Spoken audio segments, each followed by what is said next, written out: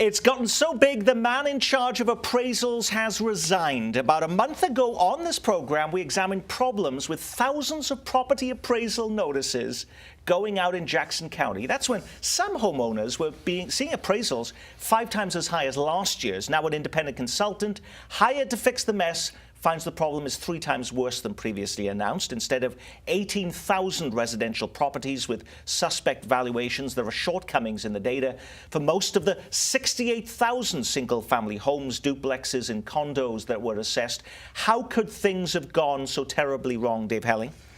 Well, no one knows precisely for sure, Nick. There were warnings early in this process that some of the data were potentially corrupt, and I think that's one of the things we're all watching to see how high up it went and how many people knew going in and who bears responsibility for this.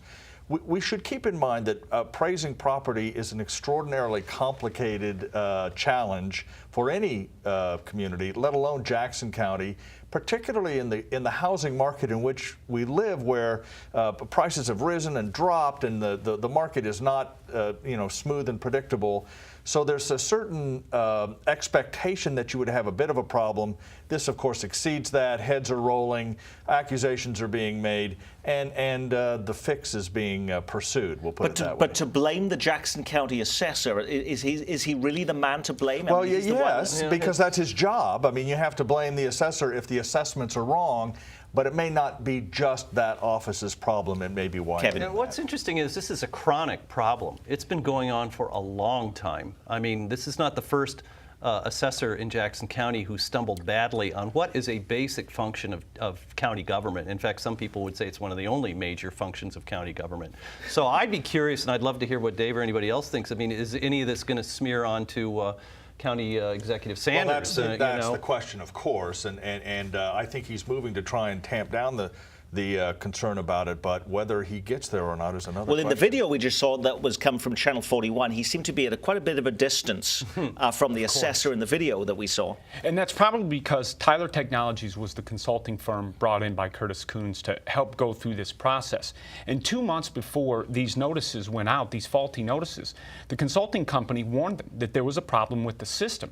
Now, Curtis Coons, as he resigned, says there was some problem with communicating with the politicos up the chain. So I'm going to think that it was probably something to do with problems in the system, yet those notices still go out. So the question becomes, who knew what and how soon did they know it? So I don't think this ends up with Coons being the last one to fall on the sword. Look, he's the one falling on the sword because his, ultimately, I guess it's his responsibility. But there is some indication that people higher up the food chain knew that there was a problem, but they still rushed these faulty notices out. And the question's why? Because I think they wanted to get that money in the coffers and make it more difficult for people to maybe pull back that money. This could be a huge scandal. Chris? And this is a nationwide issue. There are hundreds and hundreds of cities that are going through this exact same thing, because what you're dealing with is data that's based on a collapsed mortgage market. And we all know what happened in 2008 and 2009.